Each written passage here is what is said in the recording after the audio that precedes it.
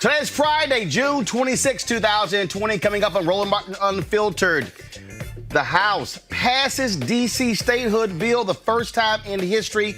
We'll give you all of the details. Yesterday, they passed the George Floyd Act. Attorney Ben Crump will join us to discuss that. Donald Trump is trying to get rid of the Affordable Care Act. We'll talk with a doctor about what a disaster that would be in the middle of this coronavirus pandemic. There are a number of Republicans pushing back against Donald Trump. We'll show you the ads that they are hitting him hard. Plus, we'll discuss the need for oversight of the Payroll Protection Program with the president of the National Bar Association. Plus, actress Aunjanue Ellis joins us to talk about the Confederate flag could very well be coming down off the state flag of Mississippi. Boy, wait till we have a conversation with her. Plus, singer, songwriter, my girl, Terry Ellis. The show intro, the song? Yeah, that's her and Cindy Heron. They saying that. She'll be here to tell you about her new song, Angry Woman, dedicated to the folks protesting all across the country. Plus, Comedian Dulo is on the show. We're going to tell you about a new deal he's doing. Y'all, it's time to bring the funk. I'm Roland Martin Unfiltered. Let's go. He's got it. Whatever the biz, he's on it. Whatever it is, he's got the scoop, the fact, the find. And when it breaks, he's right on time and it's rolling. Best believe he's knowing. Putting it down from sports to news to politics. With entertainment just for kicks, he's rolling. It's on go, y'all. It's Roland Martin, rolling with Roland now. He's funk, he's fresh, he's real, the best, you know he's Roland Martin now.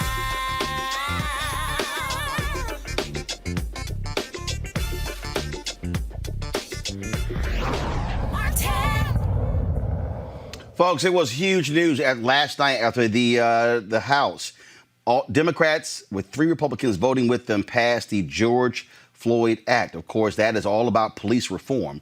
That's what the act is focused on. Of course, it was led by the Congressional Black Caucus. Now, this took place after, after Democrats scuttled the bill in the United States Senate. Now the question is, will the U.S. Senate take up this bill?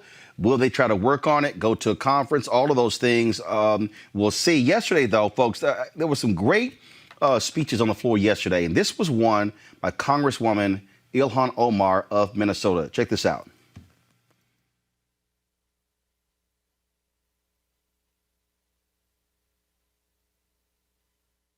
All right, we'll try to figure that out, what's going on here. So we're going to try that again, folks. We can get this audio here of Ilhan Omar. Just it's a really great speech as she laid out in terms of why this bill is important. So let's see if we can try it now. Go ahead, guys.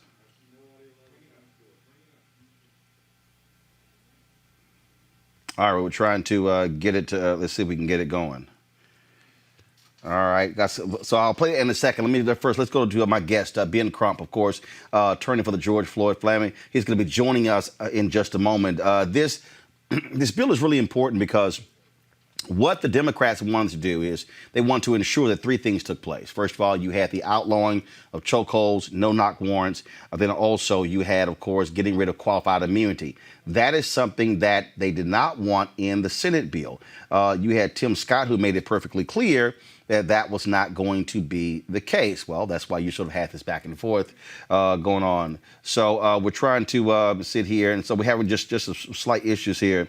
Okay, so let me see if I can get this going now, folks. And so just give me 1 second, pulling this up. Here is Ayanna Presley of Massachusetts. Go to her first. That has been robbed of a child.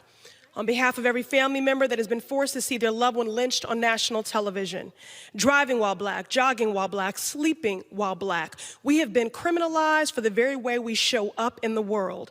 Under the harsh gaze of far too many, my black body is seen as a threat, always considered armed. Centuries of institutionalized oppression will not be undone overnight, for racism in America is as structural as the marble pillars of this very institution. With the power of the pen, we must legislate accountability, dismantle these systems, and move in the direction of justice and healing.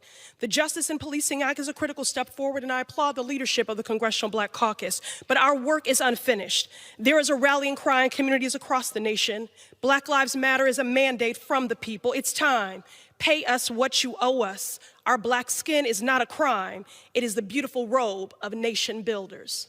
Thank you. I yield. That was Ayanna Pressley speaking right there, and so what I want to do right now is I want to see if I can pull up the clip of Congresswoman Omar. Of course, she represents the particular district where George Floyd actually was murdered by the police. Gave a really powerful speech again on the floor, and so that's what we want to be able to play for you just a second. Let's see if I can go ahead and get this. There's an issue with the video on her Twitter page, and so that's what the problem is, and so we'll try to get that straight. Let's bring in my panel right now. I want to bring them in to talk about this story, but also another big issue, that is, of course, statehood in D.C. Teresa Lundy, principal founder of TML Communications, Derek Holley, president, Reaching America political analyst, and also Rob Richardson, host of Disruption Now podcast. 3 Republicans join Democrats in voting for that particular bill, the George Floyd bill, and the families of victims. They endorsed that bill, the families of Tamir Rice and others. What's interesting, Rob, is to watch Republicans want to make the whole focus, Democrats are disrespecting Senator Tim Scott, as opposed to representing the interests of the families who actually had folks killed by cops. Yeah, I mean, they're trying to focus on the one, of course, African-American senator that they have, and they put him in charge of it not to actually get it done, not because he's a black man, but because they're attempting to, seems like, block real reform. Because I don't understand their argument. As Republicans, don't they believe in small government? Don't they believe in accountability? Isn't that what getting rid of qualified immunity will do? So why is it that they believe in all these principles, but when it applies to helping African Americans and making sure that police have some accountability, suddenly none of those principles applies? Like, no more small government. We need to have full protection, and government needs to do whatever it can. It can run over people's rights. I mean, I want consistency. If you believe in small government, show me small government, do it across the board. Otherwise, you have no principles, and you should just move out the way. All right, let's go to Teresa. Teresa?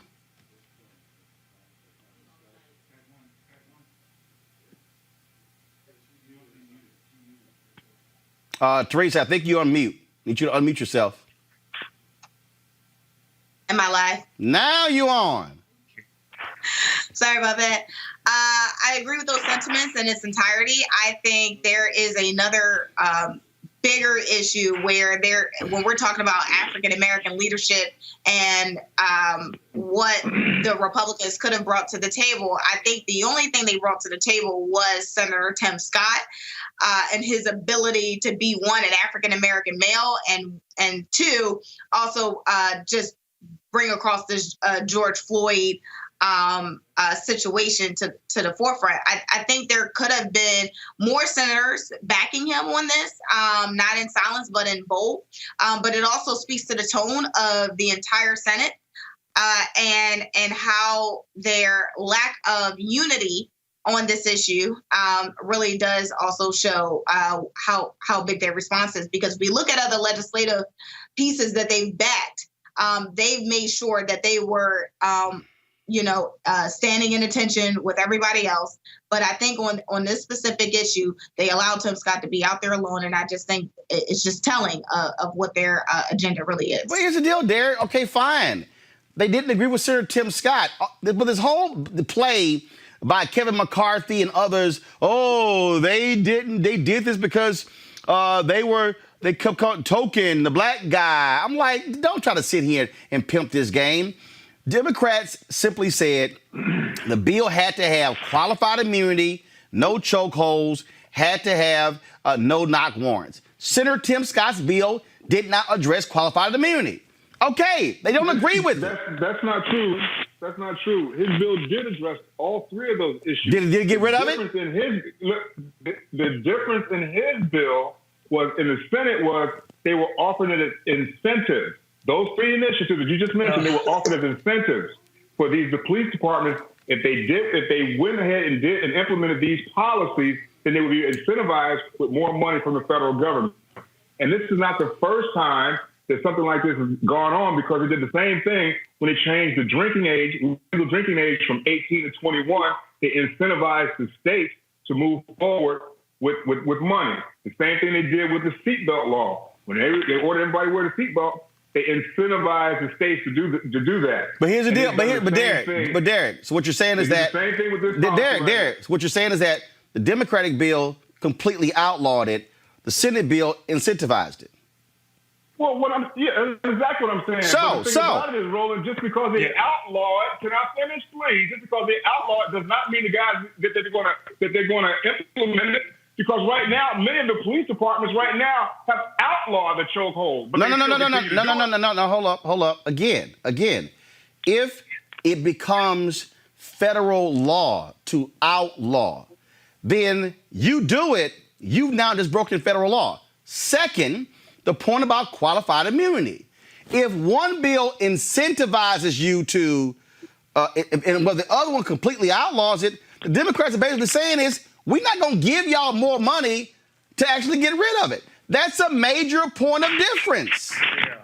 That's not a major point of difference. It is. How's that not? It's not. How is it not a major point of difference that when you have one side that's saying we're going to work to give you more money if you don't do it? Hold on. So like 1 second. Hold on. Wait. Derek, finish your point, then Rob. Derek, go. Like I said, this is not the first time that a major piece of legislation has been put forth to this country by incentivizing states to move forward. And something as big as this right here, just because you outlaw it does not mean that these states are going to abide by it. Wait a minute, Derek, wait a minute. Derek, finish my point. Hold up, Derek. I'm trying to, hold up. I need you to clarify something. So if they incentivized it, can't the state still ignore it? If you would have the federal funding from it, what's the difference in you outlaw it and ignore it? Oh my God. Rob, go ahead. Okay, wait. So Derek, we have had a time when we've done this with policing. It was a 1994 crime bill, and it's a disaster. Incentivizing the policing does not work. It has deadly results. You need to this is not hard. Outlaw chokeholds. Why is that difficult? Outlaw the fact that if you Derek, he let you finish. Let him finish. Rob, go. Yeah, if you go and you're an officer and you act recklessly like that officer who killed George Floyd, and you somehow are allowed to get off criminally, you should be sued. You should lose your house. I don't care. You took away somebody's life. Why is anybody defending that? Why is that okay? Like, there's no incentivizing out of that. We need to stop people from murdering people and hold them responsible. Period. End of sentence. All right, Derek. Okay, Derek, go ahead. Defending it. I'm not defending it, and I don't think anybody is defending that type of behavior. No one's defending that. At the same time, we're trying to figure out how we move forward to get this piece of legislation passed so that it can protect black people. I want to bring in Ben Crump right now, Attorney Ben Crump. And Ben, say it again. Mark is on. Okay, all right. I'm sorry. I was texting Ben, and he said he was going to be calling in. The thing that I need to deal with on this here, Teresa, and I hear Derek on it, but here's the deal. If you're the Democrats, why should I accept less than? If the House bill outlaws chokeholds, outlaws no-knock warrants, and gets rid of qualified immunity, why do I have to accept Senator Simscott's version? That's the whole point. The House can pass whatever the House wants to pass. The Senate can pass whatever they want to pass. Then they go to conference committee, and there they work it out. We shouldn't accept, as a Democrat, we shouldn't accept less than what we're due. And it's interesting that we can't get it done on the federal level, but statewide here in Pennsylvania, on Wednesday, we were able to, and this is a Republican ran Senate, we're able to ban the use of chokeholds on an officer's effort to detain an individual.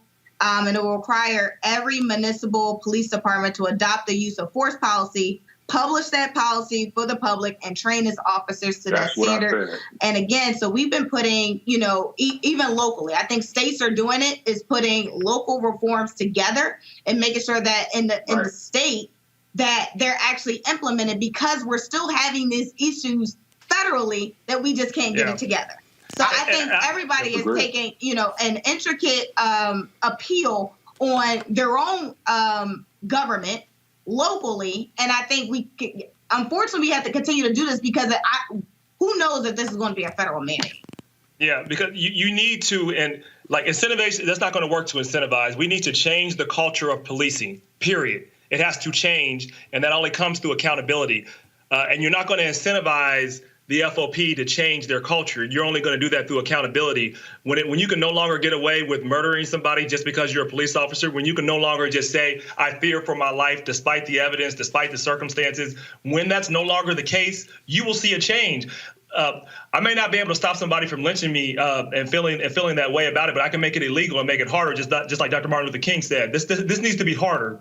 Right now, Derek, you said everybody agrees with this. No, everybody doesn't, because they're allowing an environment where this can be in power, where the culture where it's acceptable, and incentivizing is not going to work. And so I want to take the politics out of it. I don't care if they're Democrats or Republican. I want these people to value my life. It's not a political issue to me. This is about humanity, period. This is real simple for me, Derek. I agree with you on that, but I also agree with what Teresa said earlier just now. She just said that in Pennsylvania, like Pennsylvania and many states, they've already outlawed the chokehold in these different. But these guys, these police departments, they haven't implemented the policies.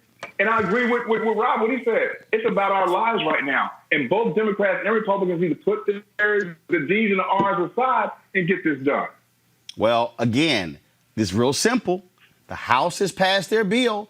The Senate, all Mitch McConnell has to do is call that bill up for consideration, or you know what? Go back to the drawing board with Senator Tim Scott and negotiate a new bill. There's nothing that says you can't negotiate a new bill. Simple as that. So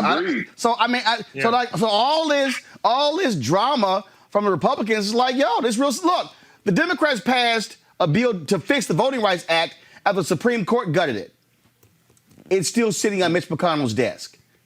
So all this back for law, look, I don't want to hear it. Bottom line is here. Okay, they can whine and they complain. They said this about Senator Tim Scott. He's a great man. He's experienced these issues as well. Fine. Sit down and hammer out a damn bill. Like I said, for everybody who's watching me, I want to explain to y'all again how the process works. The House passes their bill.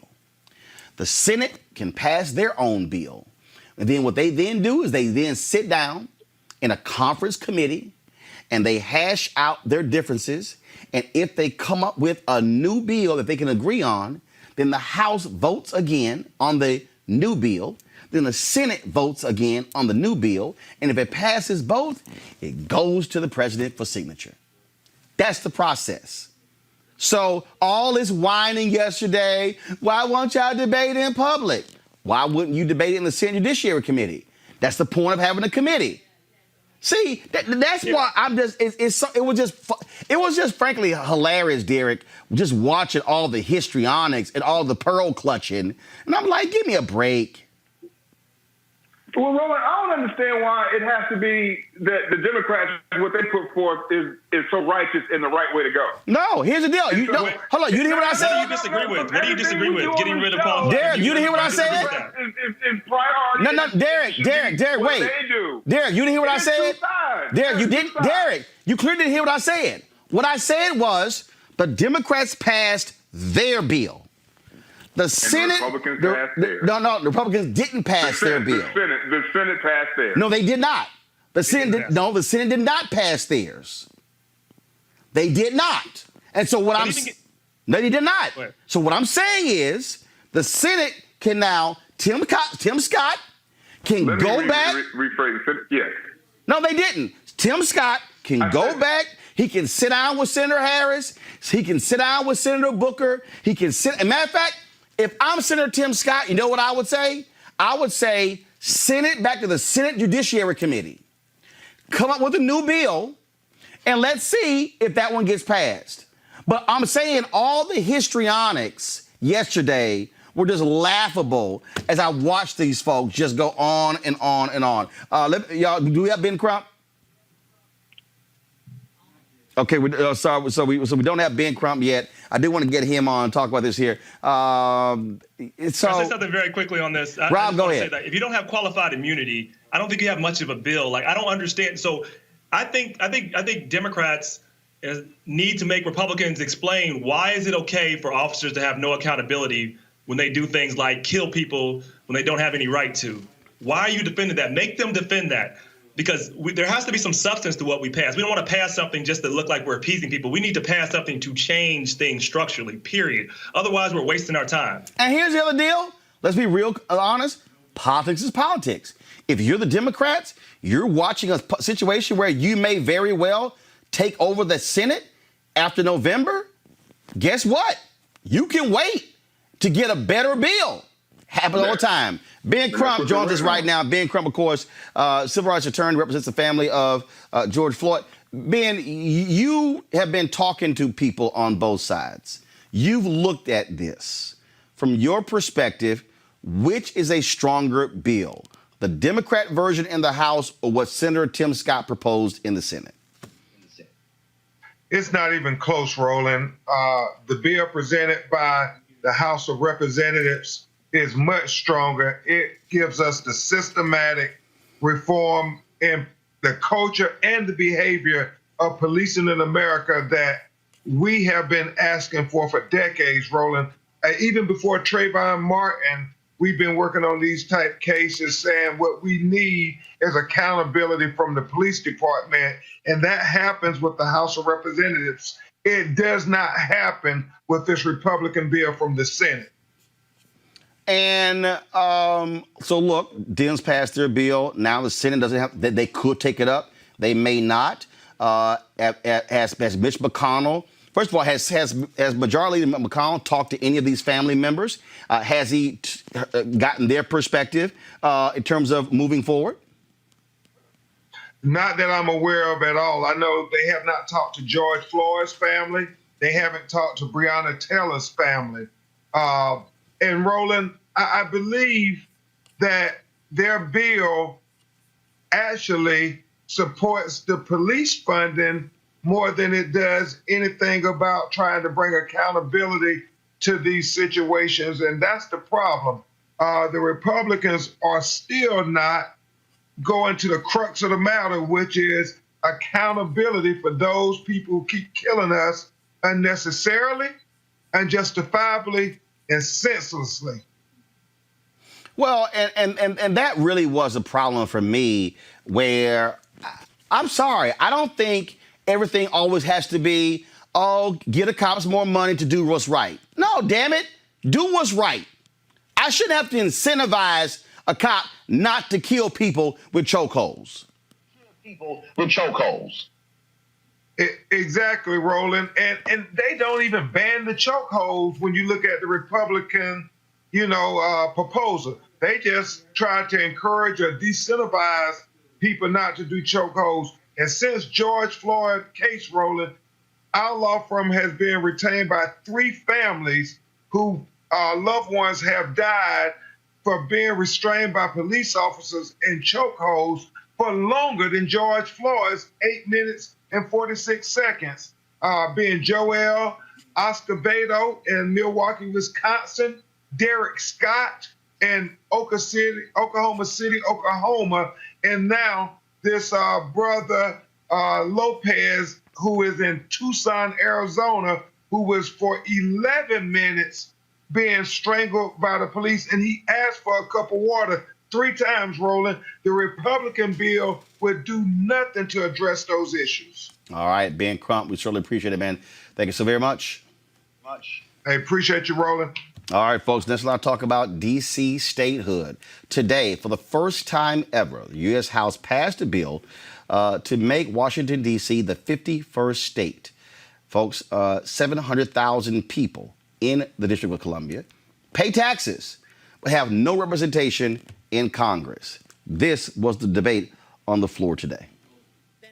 treatment that this body gives to those that live in the territories. I believe it's the greatest scam and an okey-doke that you have allowed us not to pay taxes and hold that against us to ask for our equal treatment. So keep paying those taxes, and you will get your statehood one day. The United States territories that I represent is also not on equal footing with the rest of the nation. There's no representation in the U.S. Senate, no equal voting representation in the House of Representatives. Unlike D.C., we cannot vote for president. We know what it's like to be part of the greatest country in the world, but not a full participant, and it feels incomplete.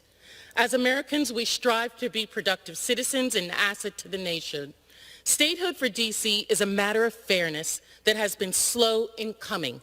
This city, built by African Americans with use of forced labor, contributes more in federal taxes per person basis than many states. A punishment to Americans living in the capital, including those working in policy or public service for the good of the nation, to be disenfranchised when they establish a home in the district. This body changed the boundaries in the 1800s to ensure that slave owners could keep their slaves. We have changed the boundaries in the committee to allow for the federal city to still exist and the residents of D.C. to become a state. It's been done by this body before. Don't make it seem like it's something that can't happen again. At this very moment, citizens across this nation are clamoring for change, equality, and justice. With one vote, we can deliver that for the people of D.C. It is time to do what's right and allow the people of the city to feel whole, to feel complete, to feel like they matter. Support H.R. 51. Thank you, Mr. Speaker. I want to thank the distinguished delegate congressperson from Washington, D.C. for her steadfast leadership on this.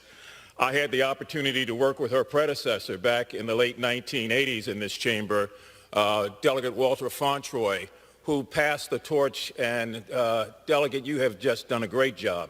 It took 27 years to get this vote back onto the floor. And I was there in 1993 when we came up short. And today I'm hoping and praying that this bill passes. I want to congratulate you on that and to remind others that this is not going to go away. Because at the end of the day, this is really about taxation without representation. One of the original 27 colonial grievances filed against the king, which was a major cause of the Revolutionary War. And so when people in Boston had the Tea Party and threw tea in the Boston Harbor in December of 1773, they were making a statement and setting an example for people across this nation to understand that we just can't tax people without allowing them to be represented.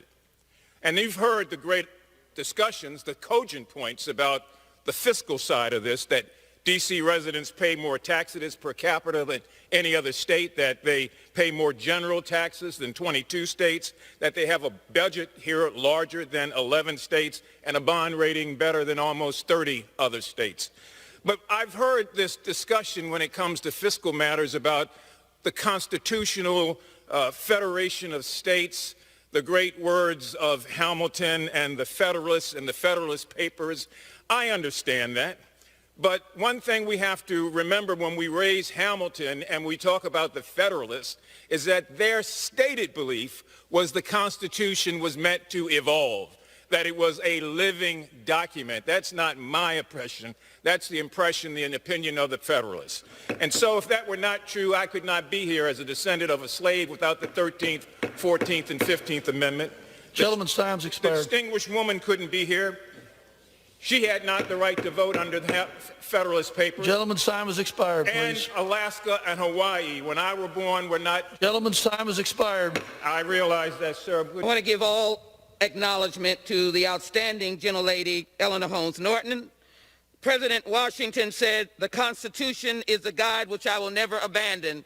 Nothing in the Constitution says that we cannot make the Washington state the Douglas Commonwealth Frederick Douglass said, there is no power without struggle. The sons and daughters of Washington, D.C. laid down their life for this country in world wars. They stand for this country in service to this government. Why are we denying them their right? Alaska has 700,000 plus people. There is no population requirement. Gentlewoman's time has Make expired. Washington, D.C. a state now. Now, the measure passed in the U.S. House. It will go to the Senate. Now, Majority Leader Mitch McConnell's already said he won't even bring it to the Senate to a floor vote. Yet, there was discussion on the Senate floor vote about D.C. getting statehood. And if y'all want to hear one of the most absolute racist, bigoted, discriminatory speeches ever, listen to this ass, Senator Tom Cotton of Arkansas, who argues that Wyoming has a much more broad cultural interest to be a state than Washington, D.C. The same Wyoming that has 200,000 fewer people than Washington, D.C. The same Wyoming that is 93% white. He complains that, D.C., they will guarantee 2 Democratic senators. Well, how many Republicans are senators in Wyoming? 2. Listen to this racist talk. Most of Washington was under the control not of the federal government, but of a left-wing politician like Muriel Bowser, who frequently takes the side of rioters against law enforcement. Would you trust Mayor Bowser to keep Washington safe if she were given the powers of a governor? Would you trust Marion Barry? More important, should we risk the safety of our capital on such a gamble?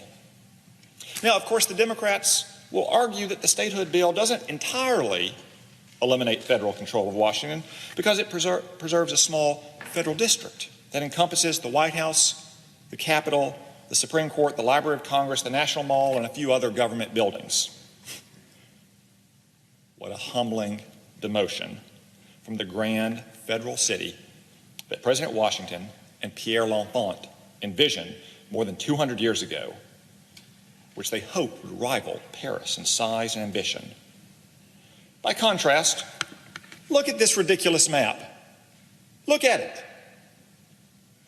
The Democrats propose to turn Washington into little more than a gerrymandered government theme park, surrounded on all sides by a new state, controlled, of course, by the Democrats. The federal government's safety and independence cannot be assured by such a laughable district. Again, look at it. It's got 90 sides. A mere city block, less than 200 yards, separates the White House from the proposed boundaries of a new state, governed at present by a politician who hates the president. The Supreme Court and several congressional office buildings are right at the edge of the map, separated from the new Democratic state by the width of a single city street. In the event of an emergency like the Philadelphia Mutiny of 1783, those narrow boundaries could jeopardize the operations of the federal government. Consider also what's not included in this ridiculous new map of a new Washington, D.C. The headquarters of the Department of Homeland Security would be outside the federal government's control, as would be the headquarters of the FBI and the FCC, which governs all communications. Now, y'all see that little racist little rant there? Ooh, Muriel Bowser. And what if Marion Barry was the governor? He does know that you've had governors that have gone to prison in states. Rob Blagojevich in Illinois, prison. Governor Ryan, prison. Governor Edwards in Louisiana, prison. In West Virginia, they impeached the entire state Supreme Court. So you see the nonsense? That, and I'm going to go to you, Derek, first, because you're a Republican. Okay. You're a Republican. That was absolute racist by Tom Cotton. Well, I would say black people. Oh, we can't trust these black people to govern. Okay. Oh no. Can I finish? Go ahead. I did not like the comment about my man Marion Barry. Okay, because he is the people's mayor. Always has been. He's done a lot for people in D.C., including giving jobs to my wife and a bunch of other friends. But the thing about it is, man, you know, if you look at what they've been talking about DC statehood, it's been an issue forever. Okay, and according to a Gallup poll of 2019, last year, 2/3 of Americans said no to D.C. being a state. And the bigger issue is, you know, D.C. has 700,000 people. Puerto Rico has 3 million people. Where's the outrage for Puerto Rico being a state? And I think it becomes more of a political issue right now. Wait, hold on. I think it becomes more of a political issue right now. Wait a minute. What? Hold on. I'm going to let you finish, but I want to put a pin in it, and I want that Puerto Rico point. Yeah. What about it? How did Puerto Rico become a territory? I don't know. You tell me. You must have an answer. Oh, I got an answer. Mark Thompson joins us. Mark or Rob or Teresa, one of y'all. Mark Thompson? No, here's why I'm saying this, because Washington, D.C. is actually within the United States. Puerto Rico actually was a prize that we captured. Mark Thompson, you've gotten arrested a whole lot for statehood. You heard what Derek just said. I'm gonna let Derek finish, but the Puerto Rico point, Mark, explain why that's an illogical point. I thought which part do I get to finish, or are you gonna let Mark go? No. I want Mark to speak on how the Puerto Rico point is made is illogical. Then it'll come back to you to finish. Mark, go ahead. Well, I want to be sure what he's saying. Is he saying that Puerto Rico is more deserving? Well, he's saying there are 3 million in Puerto Rico and just 700,000 in D.C., but it's only 500,000 in Wyoming. He's trying to get you to chase a rabbit. Not what I said. Mark, go ahead. That's not what I said. So here's the thing, and thank you, Roland, and thank you for showing all those clips. Here's the thing about Puerto Rico. Puerto Rico has a right to its own self-determination. And I know at one time, Puerto Ricans voted, they had a choice between independence and statehood. And I think there was a slight majority in favor of independence in terms of being their own country. So, you know, I don't think we should make that decision on behalf of Puerto Rico. If people of Puerto Rico want to be an independent nation or they want to be a state, that's up to them. As far as DC statehood is concerned, this is the Washington, D.C. is the only national capital in the world. And we're talking about countries, the United States holds responsible for human rights violations and lack of democracy. Even those nations, their national capitals have representation in their national legislature or parliament. It's only D.C. that doesn't. It has always been because of racism. And just to be fair, in 1993, we organized the original Tea Party. This Tea Party, Republican Tea Party that came in under Obama, that's a whole nother thing. We dumped tea on the Capitol steps every Thursday and committed civil disobedience every Thursday for months throughout the summer of 93 to get the first ever vote for DC statehood in 1993. The Speaker of the House at that time was Tom Foley. 58 Democrats voted no. And I'm sure that the Democratic Party has to look back on that history and realize what a mistake that was. Because if DC had been admitted into the Union in 1993, think about how many things that have happened in the past 27 years that would have been prevented with 2 more Democrats in the Senate with the 51st state. Speaker Pelosi said something very interesting on yesterday, and I'd actually forgotten this.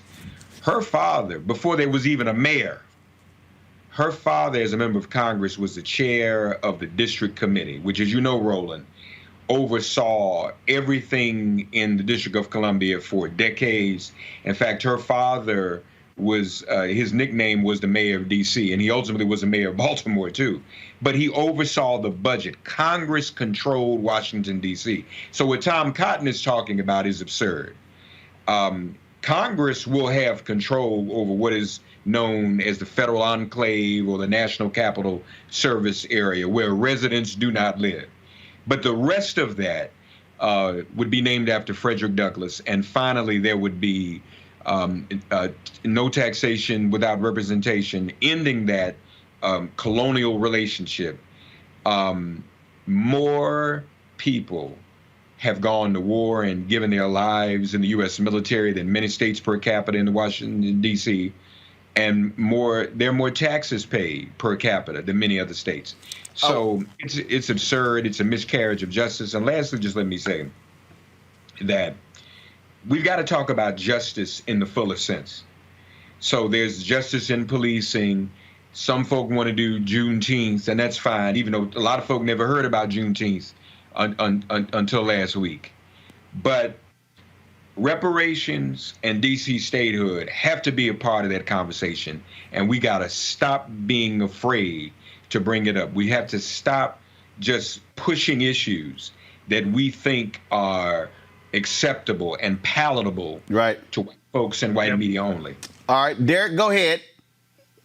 No, Mark, good seeing you. Great points. But I would just ask, what about the size and how the district would have to be reshaped in terms of national security and that kind of thing and protecting it?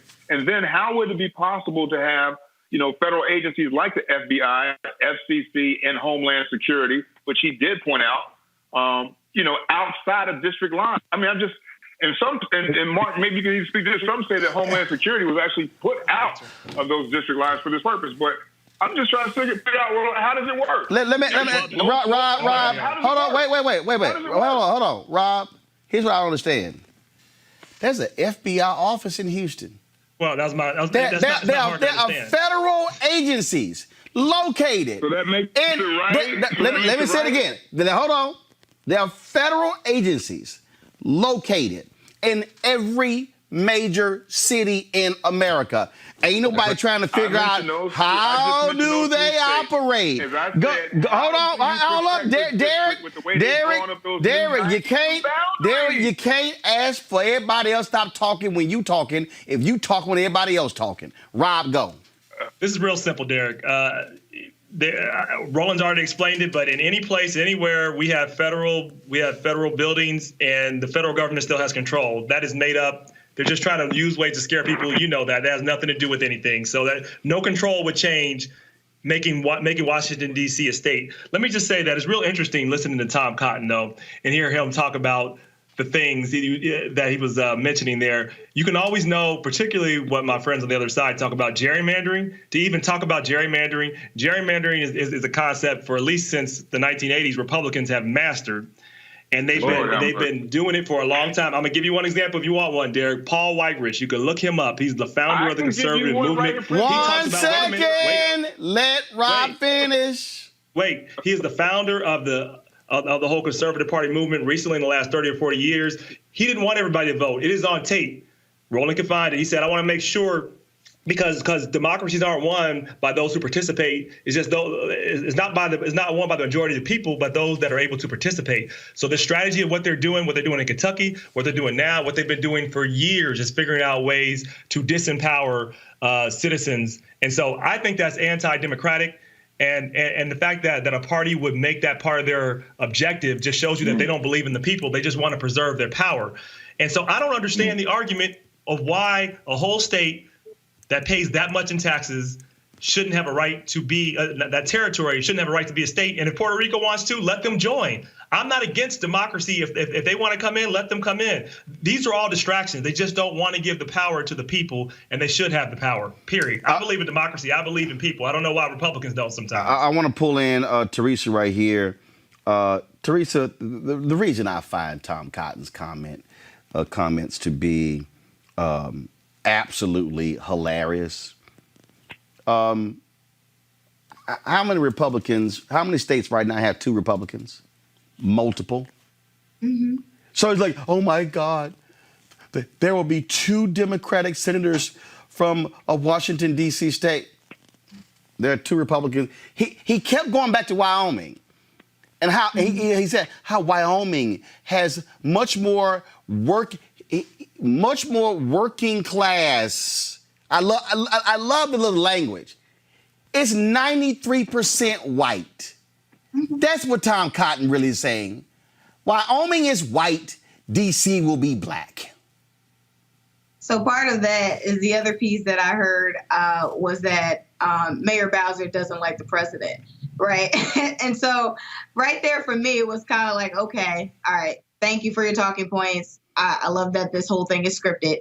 But as we kind of talk about what the territory and who is pretty much going to be running those areas, I'm in agreement with you, Roland. I do believe that this is another ploy on the Republican Party to say that African Americans, cannot govern, in its totality, such of a large a state, if there was one.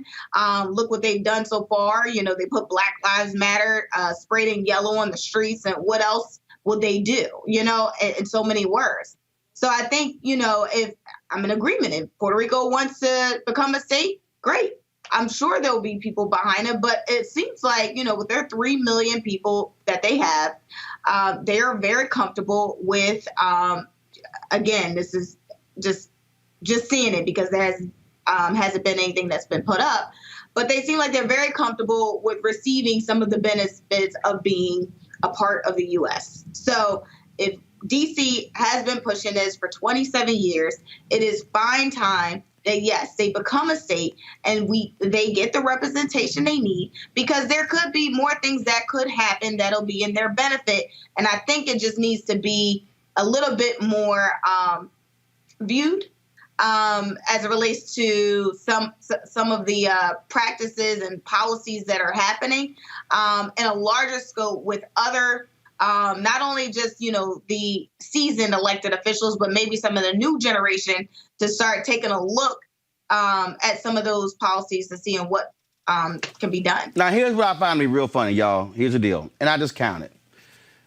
There are 18 states in the union right now with 2 Democratic senators. Derek, there are 22 states with 2 Republican senators. Y'all, I'm going to go through it. Go to my iPad. You'll see it right here. Alaska, 2 Republicans. You see the 2 red lines. You go Arkansas, 2 Republicans. You go Florida, 2 Republicans. Georgia, Idaho, Indiana, Iowa, Kansas, Kentucky, Louisiana. Then we go Mississippi, Missouri. Then I go to Nebraska. Let me go down to North Carolina, North Dakota. Let's go to Oklahoma, South Carolina, South Dakota, Tennessee, Texas. Let me go right on down to and Wyoming. So, Derek, I don't want to hear that bullshit from Tom Cotton. Oh, there are going to be 2 Democratic senators. When right now, out of the 40 of the 50 states, only 10 have split delegations. Sit the hell down. Look, I live outside of the district right here now. And so I go back to the issue that the one point I was trying to say before. They can't even protect the borders now. Now you're talking about making how many? 96 different borders, 96 different sides. And the other thing is, like, I go back to this too. 2/3 of Americans already said in the Gallup poll that they were against it. Stop. Hold up, Derek. Who gives a damn? Derek, who gives a damn what the other Americans have to say who aren't paying taxes? Those 2/3 other Americans have representation. Well, happen though. Derek. Those other Americans have representation. So it's real easy when you have a member of Congress who gets to vote. It's real easy when you have 2 U.S. senators to say, oh, no, you shouldn't have it. Again, There are 700,000 citizens in the District of Columbia. 200,000 more than Wyoming. So why in the hell? Wait, let me finish. Why in the hell should Wyoming get 2 U.S. senators as a member of Congress, but D.C. can't? and Idaho and lots of other states you can name. But go ahead. I was just going to ask, won't it have to go through having an amendment for this to happen? Doesn't that have to go? Doesn't have to have a constitutional amendment for this to happen? Mark Thompson, go right ahead. It already went to the Supreme Court a few years ago, or probably about 15 years ago. And the ruling is that this is a political matter. It is not a judicial matter. You don't need a constitutional amendment or anything. That's already been reviewed. So all of that is just stuff to hold this up. This is, any state can be admitted into the union via a simple majority of the legislature. And to your point about the agencies and the different government buildings, as Roland said, there are federal agencies in every single state in the union, and it has no impact on the running of that state. As a matter of fact, and this was one of the problems in DC, when a federal agency takes up land in a state, the federal government makes a federal payment to that state to offset the loss of taxes and property for their presence. And so for 200 years, DC was not getting even a fair federal payment for the federal presence as other states were. And so this will also correct that injustice. So no, all of those arguments are ridiculous. The real resistance to this, and you heard him mention Marion Barry, Congress never wanted black power in DC. Right. And this is bipartisan. I want to just say this point. We got to say this because two black senators. Let me finish. Wait, Mark, go ahead. Two black senators. The fear of both of those senators being Democratic, and who knows what might happen in the future. But even the argument, really, this is 2020. I'm surprised that we're having a conversation about safety and security. That was one of the silly arguments that the founders had and why they moved to D.C. in the first place from Philadelphia and New York, because they didn't want to be besieged by other states. That's over and done with. That's a 200-year-old argument as well. This is 2020. Got it. All right, Rob, final comment. Final comment, Rob. Really quick on this. You know, Republicans play chess and Democrats play checkers. Democrats should have done this when they had the votes. If this is the first time we've done this, okay, this is all great when you can't get it passed. But if we ever get the votes, and we will at some point, I want to see this come up and actually have the courage of our convictions and then pass these things when you have the power. Got it. Mark Thompson, make it plain. I appreciate it, man. Thanks a lot. Thank you, man. Thanks for having me. God bless you all. All right, folks. Today, for the first time in 2 months, Dr. Fauci reappears, as well as Dr. Birx talking about coronavirus. Why? Because we're seeing a spike in the country. This is Dr. Fauci today speaking before the cameras. Such an unusual situation because of all of the decades that I've been involved in chasing infectious diseases. I've never seen anything that is so protean in its ability to make people sick or not. There's no other infectious disease that goes from 40% of the people having no symptoms to some having mild symptoms, to some having severe, some requiring staying at home for weeks, some going to the hospital, some getting intensive care, some getting intubated, some getting ventilated, and some dying. So that depending on where you are in that spectrum, you have a different attitude to this particular thing. But anyone who gets infected or is at risk of getting infected, to a greater or less degree, is part of the dynamic process of the outbreak. And I know because I can understand when I was at a stage in my life when I said, well, I'm invulnerable, so I'm going to take a risk. I think what we're missing in this is something that we've never faced before, is that a risk for you is not just isolated to you. Because if you get infected, you are part, innocently or inadvertently, of propagating the dynamic process of a pandemic. Because the chances are that if you get infected, that you're going to infect someone else. And although you may feel well, and because we know, if you look at the numbers that you'll probably hear later on, the overwhelming majority now of people getting infected are young people, likely the people that you see in the clips and in the paper who are out in crowds enjoying themselves, understandably. No blame there, understandably. But the thing that you really need to realize that when you do that, you are part of a process. So if you get infected, you will infect someone else who clearly will infect someone else. We know that happens because the reproduction element of the virus is not less than one. So people are infecting other people. And then ultimately you will infect someone who's vulnerable.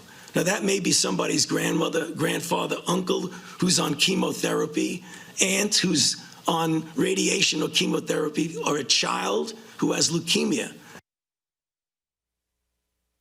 The Department of Justice is actually arguing that the Affordable Care Act should be struck down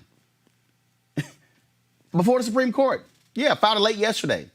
Now, again, here we are right now in the United States. 2,374,282 cases of COVID-19.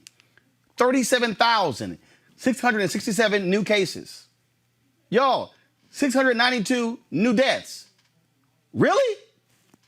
Really? Now we get rid of the Affordable Care Act. Dr. George Benjamin, Executive Director of the American Public Health Association. Doc, first of all, what the hell was Mike Pence talking about? Oh, how everything is reopening. The governor of Texas, my native state, literally said, shut all bars down, reduce capacity of restaurants, and said, y'all stay at home if you have to. Yeah, he was spinning nonsense. You've got a very bad epidemic running through the South. And as you know, they're just pretending like it's not going on. It's the craziest thing I think I've ever seen. Well, and again, what you have is Mike Pence and Donald Trump are in denial because they are scared to death of losing. And so they're hell-bent on reopen the country. But you see what happened in Texas. They did it prematurely. The governor ignored the mayors, ignored the county judges. And now all of a sudden, after opening it, now you got to shut it down because cases are spiking. Hospital beds are filling up. You know, the challenge is, I think that there were many of the public health experts told them this would happen. You delay the preventive measures that we had, and then you rapidly open up too soon. This is what happens when you do that. And, you know, you open up the bars, and then now you got to close them back down again. They closed them abruptly today because, you know, people were congregating in those bars. And then they're surprised that lots of young people are getting infected.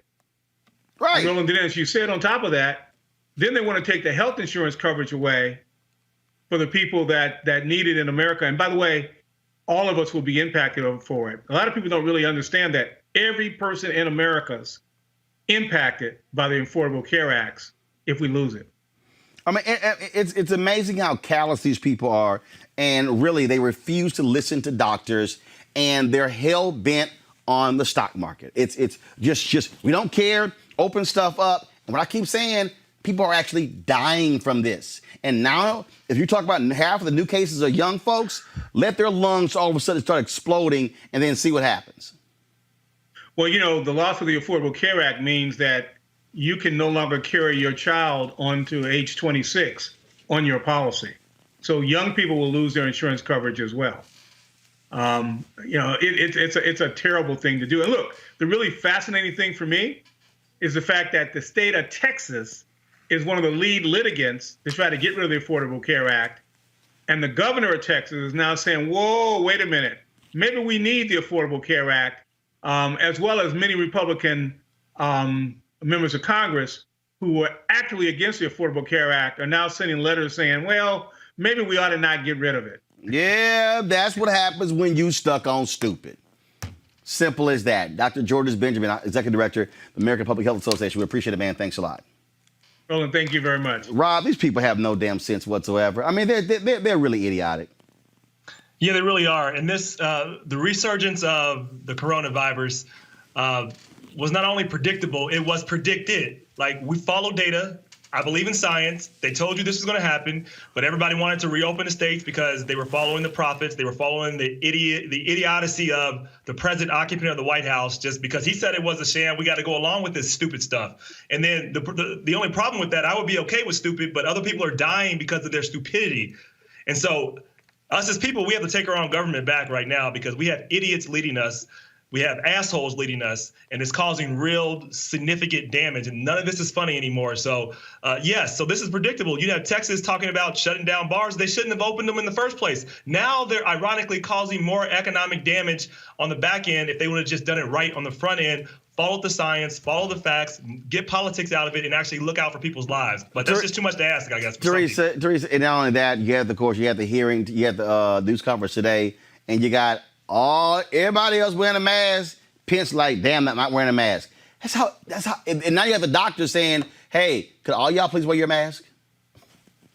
It's bad because when you have a highly skilled doctor and Dr. Fauci, where people believe him, it's like you're just disobeying the doctor's orders on purpose, right? And now you're passing it down to the citizens of the states. And so, I'm not surprised. I saw this 3-month confinement for most, and it literally was unbearable, right? So when the first protest happened and people were just unleashing their masks and raising their voices, I said, we are going backwards. The numbers and the data that we were able to achieve are now going in the tanks. And then what happened? Then we started to reopen, which began with the new phases, right? And so when the phases happened, that's when the dining happened. And when you're doing outside dining, the masses are off in its entirety, right? So it doesn't matter how close you are. Nobody was paying attention to rules. No social distancing was happening. The protests, the looting, all these are factors that, again, all happened if everybody was responsible. But again, it really comes to our leadership. So if our leadership is not doing what the doctor prescribed us to do in order to get out of this effectively, then we are at a lost hope. And look, bottom line is, Derek, all the good that came actually out of the lockdown, they're about to squander it. Agreed. But I would say that all of it don't go back to the administration, because there were standards put in place by the CDC that the states were to follow, and that control in terms of opening up the states was by the governor's call. Because right here in Maryland, we opened up until months after other places. And so now I think it's going to be left up to the states to handle at this point. Just like, as you said, your state, your home state, Texas, shut everything down. Yeah, but I think a lot of other states, unfortunately, going to shut things down too. But Derek, I got to put the blame on the federal government, because like right now, the federal government is about to pull out of federal testing facilities in Texas while the numbers are going up. That's stupid. Roland, I can't speak on that. As we more testing, obviously numbers are going to go up. I think it's stupid. But at the same time, if I can finish my point, it's the state. They gave control of the states. They had a guide. There were guides that they had to follow. 2 weeks without the numbers going up, and most of the states, that's what they hit. Those were the guidelines. Those were the measures that were put in place. Those were the metrics, and they hit that. So the states started reopening. And so now we're faced, because of, like I said, mostly young people out protesting, unfortunately, with what happened. That's why we're seeing these. These people hanging out in these bars. Well, the that's actually not been true. Mike hanging out in the data has not all right, Rob, 20 seconds, real quick, go. Yeah, very quickly. The leadership sets the culture. At the very beginning, he said this was a hoax. He didn't take it seriously. He should have said a national response, because it required a national response. Instead, he just gave away leadership and took no accountability. So this is what you get when you have no leader. Look, bottom line is you just got trifling people.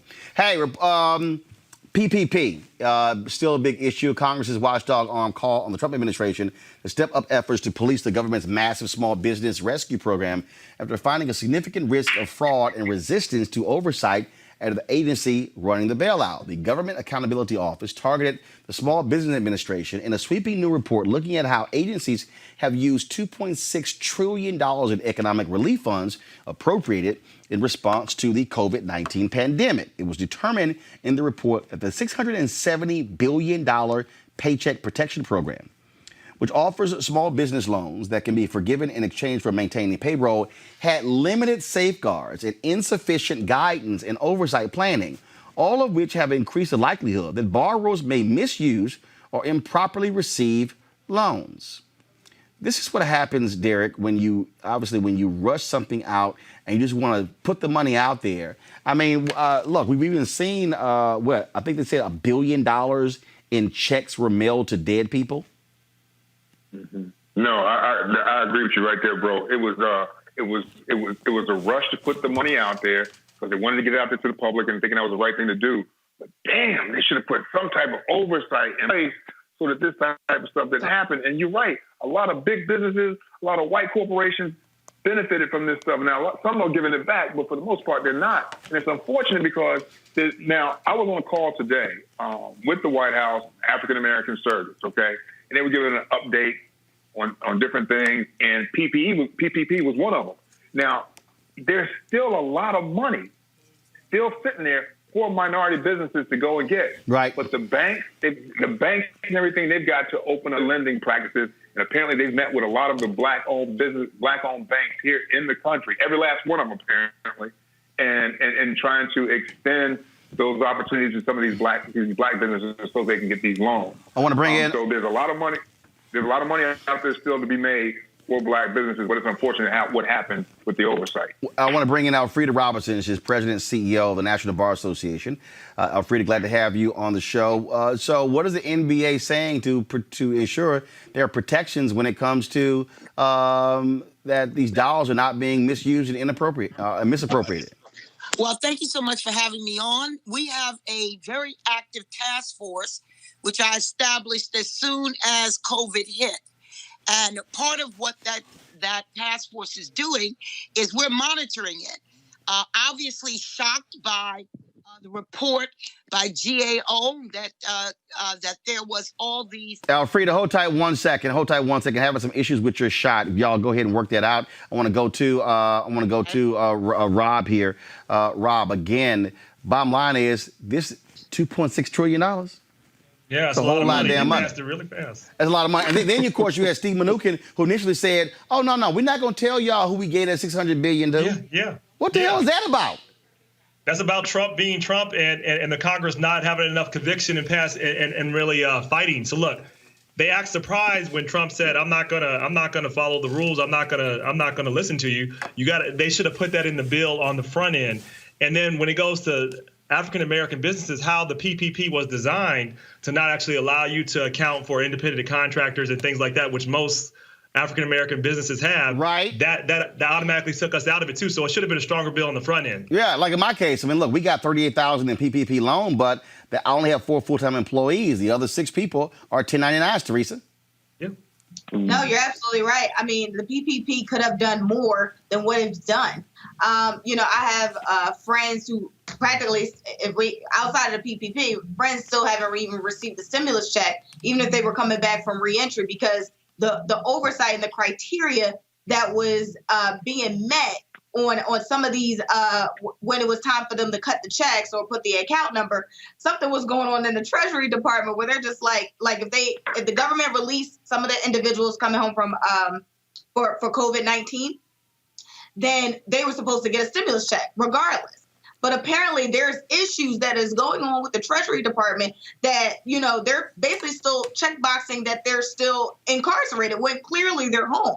And so there's issues like this that's happening over there. There's issues happening with the PPP.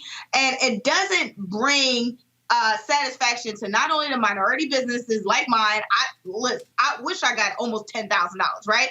But like you, we have 1099s, and then we have the employees, and then they're doing some other factors, and then they're doing credit checks. Got it. And so the credit checks are also a big function of why minority businesses can't get loans today. So yes, if I think there should have been a 2-week, maybe a month, but no, probably 2 weeks is enough, where there really was some strategy that was thought out about when there's a pandemic, what do we need to do to protect small businesses and lay it out, not lay it out afterwards, lay it out in the beginning. And so I hope when this report is finally finished, that they can have a clear and concise report that is due, so we can, if this happens in the future or if this extends more than what we think it does, got it.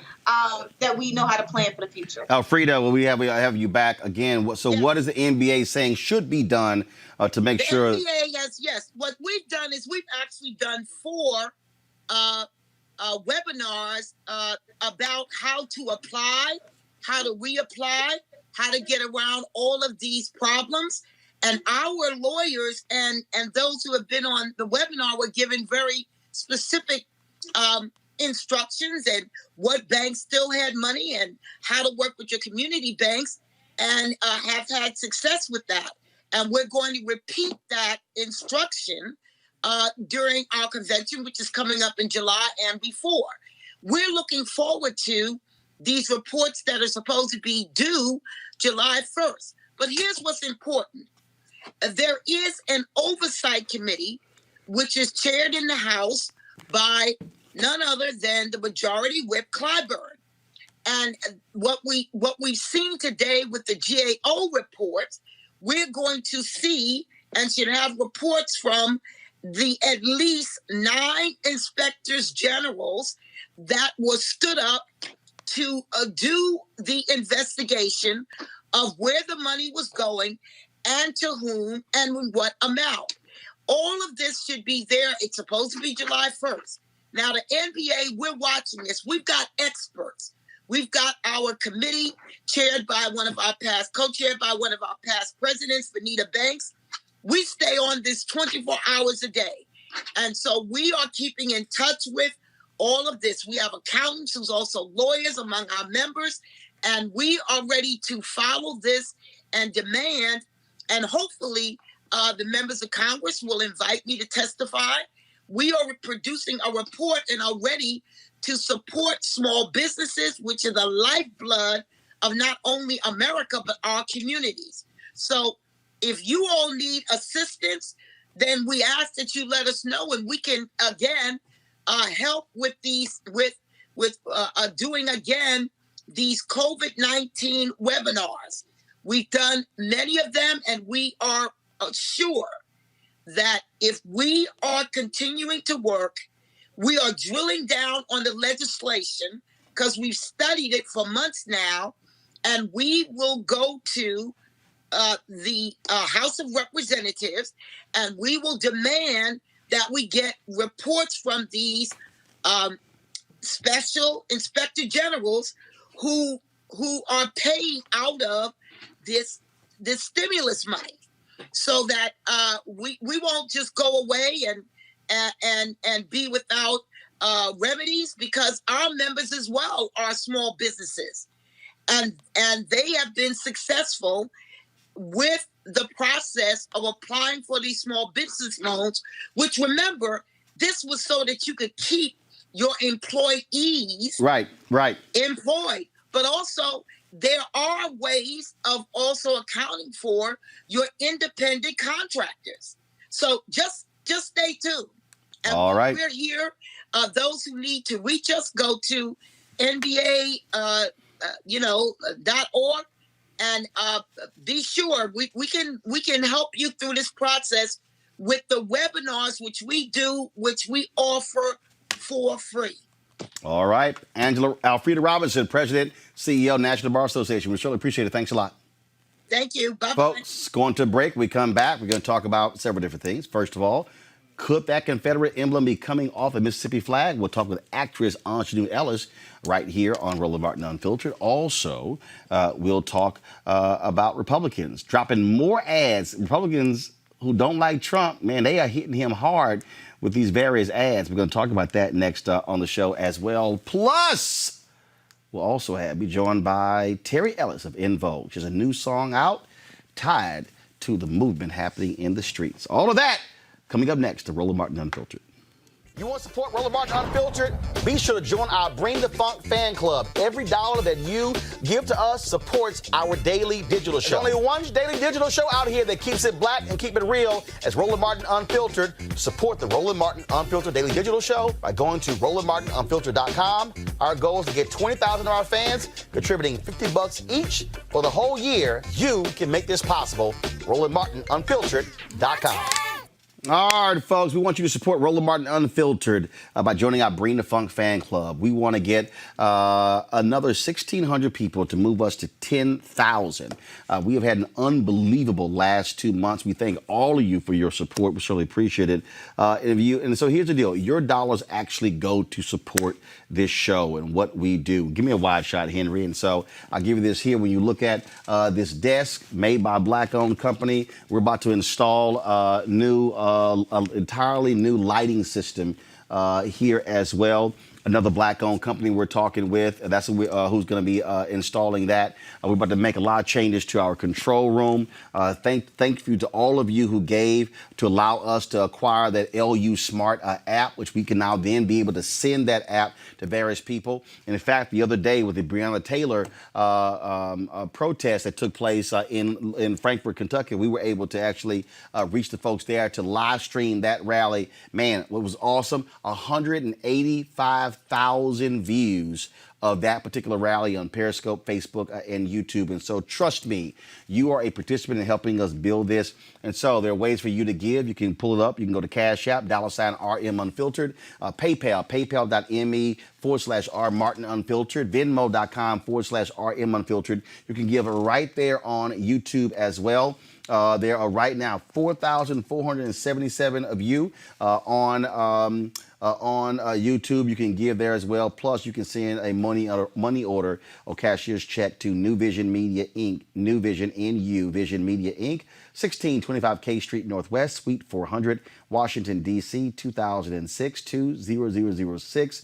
You can give right there as well. Here are the folks who've given $50 or more. I told you, you get $50 or more, you get a personal shout out from me. So Ahmad Whitaker, Akila Young, Alicia Russi, Alicia DaCosta, Andre Stevens, Andrew Williams, Antonio Sampson, Atir, Bonita Sheffield, Duffield, Benjamin Williams, Bernard McKeever, Benta Campbell, Bonita Stewart, Bradley Farr, Brandon W., Brendan Jackson, Calandria Williams, Calvin Ray Stiggers, Carla Nichols, Carmen Smith, Carolyn Reams, Carolyn West, Cecilia Newcomb, Chantel Nelson, Christiana Williams, Christopher Allen, Christopher Orange, Crystal Mackle, Cynthia Leaks, Cyril Mays, Daisy McDonald, Dewan Thickpen, Danny Robinson, Darian Felder, David, Dawn Young, Deanne, Deborah Daniels, Denise Harrington, Denise Haynes, Deanna Patterson, Diana Franklin, Dominique Scott, Donald Collier, Doris Blake, Dr. John Codwell, Duncan Sawyer, Dwayne Sales, Eddie Baggs, Ikemi Howard, Elma Foster, Eric Woodard, Eric Gore, Eugene Crawford Jr., Farah, Faria Law Group, Flora Martin, Floyd Smith, Francois Varon, Frank Tucker, Freddie Sidbury, Gloria Carter, Golda T. Fried, Grace Folletti, Grace Nabasabala, Gracie Burks, Gregory Horsley, Heather Griffin, Ings Technology Solutions, Jadonna Sanders, Jane Byard, Jason Jigster, John Dorsey Sr., Johnny Finney, Joy Griffin, Gilletta Martin, and Karen. Again, folks, all of you who contribute $50 or more, you get a personal shout out from me right here on the show as well. And so we certainly appreciate all of y'all who support the show. Those of you who are watching right now, like I said, you can give right there on YouTube. We got some amazing things lined up over the next few months that we want to be able to do for you. And that's why this is all about us having a platform that speaks to our issues, our concerns, and not having to sit here as anybody's opinion. We get to cover the issues that we want to cover. All right, folks, in Mississippi, they are closer to actually getting rid of the Confederate emblem on the state flag. Folks, yesterday, actually all week, business leaders, coaches of the state's football teams have been descending on the state capitol saying it's time to get that emblem off of the state flag. The governor of Mississippi now realizes the votes are not there. I got a text earlier from somebody who's in Mississippi who told me that they believe they now have the votes to actually overturn it. Now, what the governor's been trying to do is he wants the citizens to vote on it. Remember, they had a referendum a couple of years ago, and 64% of the people in Mississippi said keep that flag. And so the governor wants the voters to vote, but the legislature is under major pressure from the business community because they're realizing they're about to lose a whole bunch of money if that thing stays on. The SEC has already said no championships in Mississippi if that flag still stands. The NCAA, same thing as well. Joining us right now is actress Aunjanue Ellis. She has been a strong advocate against this flag, speaking out against it. Aunjanue, again, it's not a done deal, but the legislature apparently says they'd have the votes to actually vote to remove that emblem from the state flag. That's what I'm hearing too. You've been fighting this thing. You were here in DC a few years ago. We covered it. Y'all had a rally in the U.S. Capitol. You've been out here raising hell. Obviously, you don't celebrate until it's actually done. That flag comes down. But looks like the murder of George Floyd, again, is changing something else in America. Yes. Yes. Yes. I mean, and first of all, I just want to say that it makes me so angry that we had to lose Mr. Floyd, that Mr. Floyd's family had to lose him, that Breonna Taylor had to be lost, had to be killed for us to come to this place. And Mr. Floyd, George, had to be killed in such a brutal way. And we all witnessed it, and there was just, it has brought us to this moment of reckoning. And I'm so thankful to George Floyd's family. I'm so thankful to George Floyd in his absence. I'm so thankful to him, but I would take it back, just to have him back with his daughter, Gianna. And I just think that it's infuriating that these moments have to happen for us to suddenly find a conscience. The SEC suddenly finds a conscience. The NCAA suddenly finds a conscience. The Conference USA suddenly finds a conscience because of the way that George Floyd was tortured and killed. And it's a shame. It's just a shame that has to happen. The governor desperately wants to avoid this. He wants the voters to vote on it. But you have some legislators who are under enormous pressure. I mean, Mississippi has gotten hit with economic sanctions before. This is different. And I think not only economic sanctions, when that brother from Ole Miss said, I ain't going to play football, no. Exactly. Them white folks are scared these black ball players are not going to take the field or the court. Exactly. And I mean, Kylan Hill, his name is Kylan Hill, and he's a hero. He is a hero. He is a hero. He's a Mississippi. He's a running back from Mississippi State. And we did a rally at the SEC a few years ago in the rain. I wasn't able to go, but I put the money in to send folks from Mississippi to Alabama to the SEC headquarters, and they was out there, and we got filmed. They ended up on television and everything. But we didn't even get a response from the SEC. But now all of a sudden, like I said, they have a conscience. And I've been saying this, the reason why we sent them buses over there to the SEC, because we knew that. We knew that Mississippi ain't got but a couple of economies that are viable. And one of them is the chicken plants, and the other one, two of them. It's the chicken plants, it's the church, and it's football. If they lose football, the injury that would be done to the economy in Starkville and Oxford, which is where Mississippi State and Ole Miss are, they would never recover from that. And think about it. All of this stuff is in question because of the virus now. And then you're gonna add on to that the likelihood that there would be no football at all. That's untenable. That is untenable for the state. And let me add this. So this idea of the Southern Baptist Convention, after all of this pressure, we've been writing to them, and folks been saying stuff to them, and they have finally said that the flag must come down. So the two most viable economies in the state of Mississippi, football and church, have finally said enough is enough, and the flag must come down. And the pressure is too strong. But even with all that pressure, Tate Reeves is on some, I'm so torn, who's the governor, I'm so torn, I don't know what to do, and I'm praying about it. I mean, it's ridiculous. They were supposed to vote today at 3:00, and they adjourned for some reason. So they're stalling. But they said they're going to go back. They're going to go back at 10 o'clock tomorrow. The fact is, we just got to we have to keep the pressure on. The pressure has to be kept on these folks, or they could do the same thing they did in 2001. The thing is racism outnumbers us in Mississippi.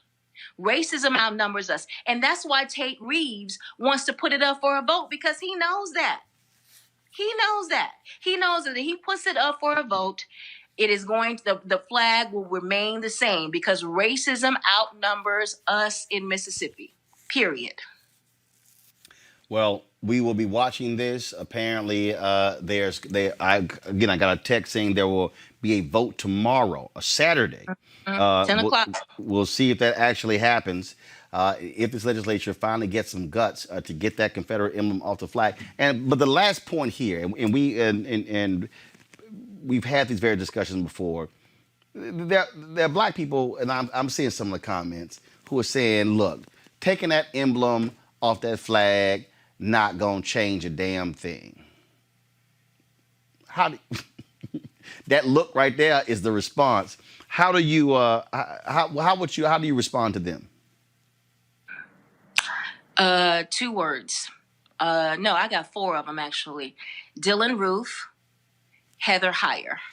And I don't need to say anymore. I don't need to say all the other names, but those are the names that they should remember, because that has happened in the last few years. When Dylan Roof went into Mother Emanuel AME Church in South Carolina and killed and massacred those black people after he prayed with them, we found pictures of Dylan Roof waving the Confederate flag. When Heather Heyer was mowed down in the streets of Virginia, she had Confederate flags flying all around her. That flag is not just a symbol, it is an instruction to terrorize American citizens. Hands down, point blank, full stop. And so what I know is that this idea that, it's not going to change anything. No, it's not going to change anything, because you can't dismantle Confederate culture by taking down the Confederate flag. That the work of dismantling Confederate culture is hundreds of years in the making. That's why it was so hard for us to come to this moment, because you're not taking down the flag. You are dismantling a culture. But the idea that these folks who were the architects of this culture would have to surrender themselves to another kind of vision is significant. It matters. And then we can start having really productive conversations about how the Confederate culture affects our lives. One is voting rights, workers' rights. And here's the other thing when I talk about when folks say, oh, it don't matter, it does matter. Because people will walk, I'm talking about the everydayness of the flag. The everydayness of the flag is the fact that it is another kind of segregation. It's another kind of segregation. If you come to Mississippi and you go to see a store or something like that, and they got a flag, they got that flag hanging out there, you go, I'm not going in that store. If you go to a restaurant, they got a flag hanging out, you go, I'm not going in that restaurant. If you go down a road and the first thing you see on the end of that road, I'm telling you because I'm living that life in Mississippi, if you see that flag at the end of that road, you're not going to go down that road. So what it does is white people don't have to say we're segregationists here. What they do is they put that flag there and you know not to go there. The other thing is a couple years ago, I think this happened in 2018, if not 2016. There was a man who showed up in the Delta, North Mississippi or the Delta, at a voting booth with a Confederate flag on his shirt and a noose Yep, I remember. So yes, exactly. So when people saw, what you think people thought? What do you think a voter who walks in a place and sees this white man with a Confederate flag and a noose on his chest? What do you think they think? I'm not scared of that. I don't have a reason to be afraid of that. And let me tell you this, but beyond whether you're afraid or not, he's telling you that you need to be afraid. He's telling you that you need to reconsider voting that day. That is what he is telling you. That is what that message is. That's what that message tells you, that black people are not welcome here. You are not wanted here. It is another form of segregation. That's what it is. I'm gonna say this right quick because I know you got other folks to talk to, but I think this is the next step in this. That flag is going to come down. That's going to happen. The next step is, what is that? What is the flag that is going to replace it? That's the one thing. And already these segregationists are trying to chime in and say what the flag ought to look like, right? You have this, there's this Stennis flag that is now called the hospitality flag, that was designed by Lauren Stennis, who is the granddaughter of Senator John Stennis. John Stennis was almost a congressman for life from Mississippi. He's a Democrat. And besides being a segregationist and a signer of the Southern Manifesto, which decried public integration, beside all of that, in this moment of talking about torture of black men, John Stennis prosecuted a case in Mississippi in the 30s. And in that case, 3 men who were accused of killing a white farmer. Those men were tortured. They were stripped of their clothing and beaten with leather straps on their backs. That's terrible. But one of them was strung up by a noose repeatedly until he told the police what they wanted to hear. Repeatedly hung by a noose. So what does that mean? They strung him up by his neck. Right before he died, they take him down. And then they will tell us what we want to hear. He didn't tell them what they wanted to hear because he would have lied if he did. And then they strung him up again. And they strung him up again. He did that. They did that to that man repeatedly. The confession was the only evidence that they had in that case. The only evidence. And John Stennis knew it. The crime, the case was so heinous that the United States Supreme Court in Brown versus Mississippi, not Brown versus Board of Education, Brown versus Mississippi, overturned that case. The United States Supreme Court in the 30s said, you know what, you wrong for that. You wrong for doing that. That's who John Stennis is. And so his family wants to put his name on the next flag of the state of Mississippi. We cannot allow that to happen. One more thing, and I'm going to let you go. Here's the thing. What's going to happen in Mississippi, hopefully, Jesus, this weekend, is a display of ovaries that the United States Congress does not have. Because we would not be having this conversation about the Confederate flag if the United States Congress would ban the flag nationwide in the first place. Why is it legal to fly that flag in the first place? The United States Marine Corps, even before George Floyd died, banned that flag months ago. NASCAR has banned the flag, the public display of the flag. Why isn't Congress involved? Why hasn't Congress said, okay, now it's time for us to ban that flag? And that's the next step in this. Organizations like PEN America and the ACLU, who have stood back and allowed domestic terrorism for American citizens and hiding behind this idea of free speech, need to be the first people to call Nancy Pelosi on Monday morning and say, okay, our bad. It's time for this flag to come down everywhere, everywhere. All right, then. Aunjanue Ellis, always a pleasure. I appreciate it, darling. I'm sorry, I talked a lot, didn't I? Just a little bit. Just a little bit.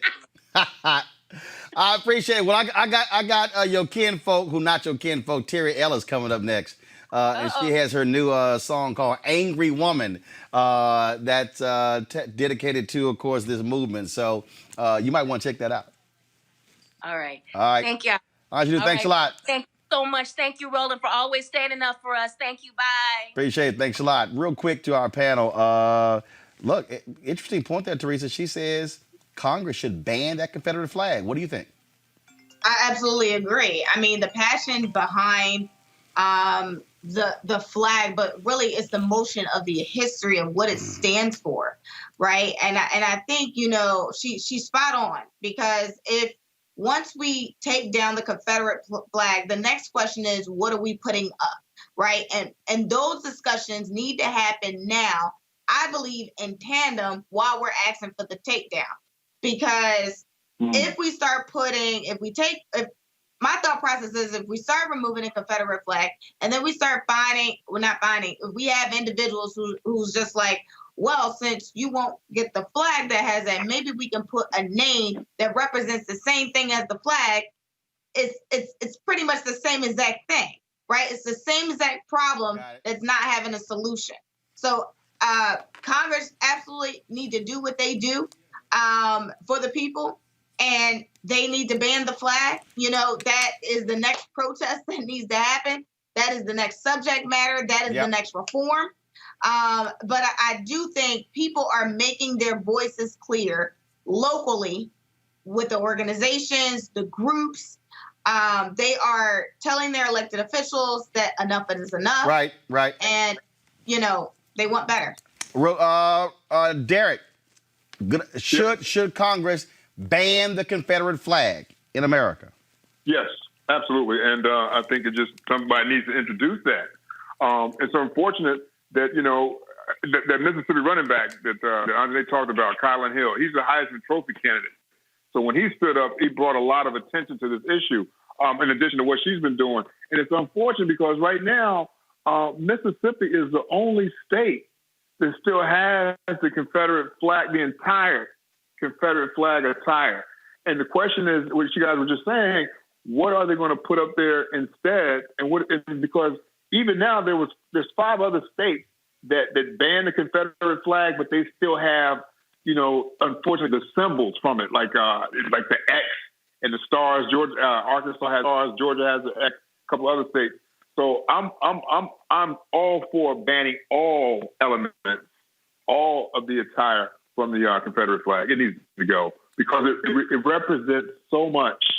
I would say it points to the whole South lost cause myth that endorses the supposed, virtues of Southern way of life that a lot of white people still live by in the South. Yep. I got you. Rob? Yep, it endorses white supremacy. So what you can't have is state-sanctioned violence, saying the state, like, this is okay for us to represent this. Like, when I hear black folks, anybody say, well, we shouldn't worry about it. Can you imagine Jewish folks saying it would be okay for you to hang Nazism up there? No, of course not. It's the same thing. This was started. We know that Confederate flags were brought back to intimidate black people post-Reconstruction, to put us in our place, to make sure they put white superiority back. And these were traitors of the country. Like, I don't understand the argument in this. These people lost the war. They were traitors. They have no place there. The flag shouldn't be there, and it's there just to preserve white superiority for some people. But you know what? Just like reparations, other people would rather light their own money on fire than to give reparations to black people. And I think some people feel the same way about the flag. They might just burn up the state than actually get rid of the Confederate flag. But we got to keep fighting because this is about basic humanity. People have to respect us. This is just the beginning. Then we have to have a real conversation about what happened in this country, and it should be a reminder everywhere in this country, just like it is in Germany when they talk about the Holocaust. All right, folks. All right. A lot of people out there in the streets, they are protesting. Well, first of all, let me do this here. Let me thank the panel. I want to thank y'all, Teresa, Derek, and Rob. Thanks a bunch. Derek, get your damn Wi-Fi fixed. I don't know what's going on. Maybe it's because today's my birthday. Maybe that's what it is. No, maybe it's because Actually, my daughter and my birthday. Maybe because Omegas don't know how to work the damn video. It could be that too. You need some kappas and maybe a few alphas to help you. Who knows? Now, the alphas can help. Don't even try that. I mean, let's be real. We got some smart dudes too. But I mean, that's all what happens when you get that. That's also what happens when you get that cricket ass Wi-Fi. Oh, blame it on Verizon then. Yeah, for an hour and 45 minutes, we've been seeing a damn photo up there. Everybody else got video. My bad. It's a good looking picture though. Yeah, and the control room says sound like his ass in the closet. Oh, damn. Yeah. But I will say this, Roland, and without kissing up, you have a very, very nice set. I would encourage people to help out to even improve what you're doing. Well, we try to have a top flight show, except for people who got ragged ass Skype who can't log Give you on. a compliment and see what you come. No, I mean, I'm just pointing out. I mean, I appreciate that, but it'd be nice if all three panelists are actually on video. This is not a radio show. Connection. This is not an audio. your connection. This is not an audio podcast. Our shit work. You see Teresa and Rob. Everybody else working, man. Everybody else working. It's only one person with a still photo. You. I don't know. I'm going to do some research on what happened. Yeah, okay. All right. Thanks a lot, folks. I appreciate it. Thank you. Roland. All right, y'all. So y'all hear the show. A lot of y'all love our theme song. Y'all go get it ready to play. Get it ready to play. So let me tell you what actually happened. So when the National Museum of African American History and Culture opened, Terry Ellis and Cindy Heron, they said, we got a gift for you. Now, I was like, okay, I thought they were about to give me like an iPhone or something. And then they told me, they said, so I'm going to take it back. So when we did News One Now on TV One, I asked several people who I know, could they give me a sample of something of a theme song for the show? I didn't want that boring ass news music they did. So Kirk Whalum did something, and Cindy and Terry did something. But TV One shows, they were like, oh, they didn't want to. They went to that boring ass news music. And so Cindy and Terry said, because of all the work that I do in terms of empowering our people, they wanted to gift me this song. So when y'all go ahead and play it, this is Cindy Heron and Terry Ellis of In Vogue. They are responsible for the intro. Whatever the biz, he's on it. Whatever it is, he's got the scoop, the fact, the find. And when it breaks, he's right on time and it's rolling. Best believe he's knowing. Putting it down from sports to news to politics. With entertainment just for kicks, he's rolling. It's on go, roll, y'all. It's Roland Martin, yeah. Rolling with Roland now.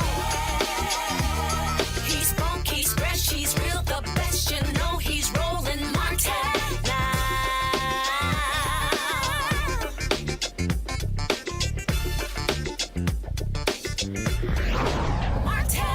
And I got to shout out producer Slick as well. He did that. And so Terry Ellis joins us right now. What up, Terry? Hey! My I know home. you were talking about me earlier, too. Huh? You know I'm not tech savvy. I know. Lord have mercy. I was sitting here. I was like, hopefully she'll get on before the show ends. Lord have mercy. That's what happens when you go to Worthing. You know I wasn't going to let you down. That's what happens when you go to Worthing.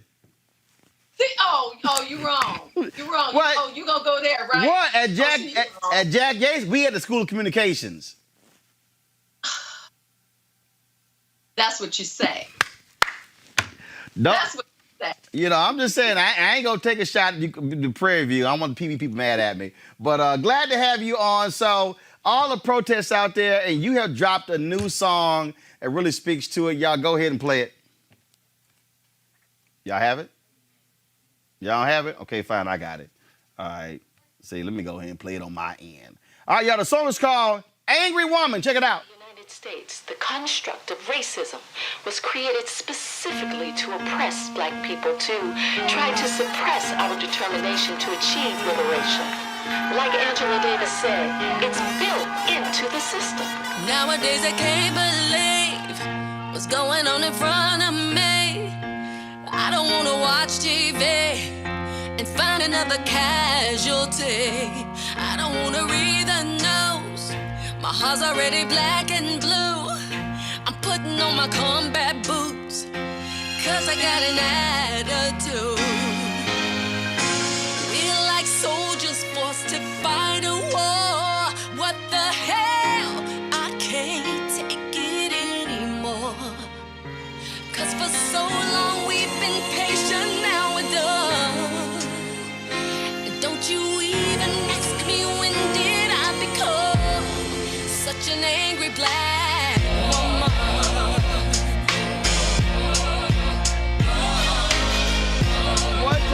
What? Was it anything in particular where you said, "Yo, I gotta get this out"? Well, I don't know if you know or not, but this song was written and recorded literally 4 years ago. The first incident that we heard of, one of our brothers saying they couldn't breathe was Eric Garner. I was working on some music at the time, and I wanted something that spoke loud and strong to what we as Black people have been feeling for over 400 years now. And we always get the title Angry Black Woman, but no one asks us why we're angry. And so, at the time, it was a culmination of everything that was going on at the time. And I wanted to give a voice to how I was feeling and how so many of us as Black people and Black women are feeling. I'm having these conversations on a daily basis with my friends, and I'm sitting at home. I'm, dealing with the COVID and trying to follow the protocols to stay healthy and safe. But I got to sit at home and watch on television my brothers and sisters being murdered by police brutality. It's senseless. It's unconscionable, and I wanted to speak about it. I just wanted to give a voice to it. And obviously, many artists are being moved by this. Trey Songz dropped a song. The Chicks, formerly the Dixie Chicks, dropped a song as well. And BB Winans sent me a song the other day that he's releasing this week as well. And you released this on Juneteenth for a reason.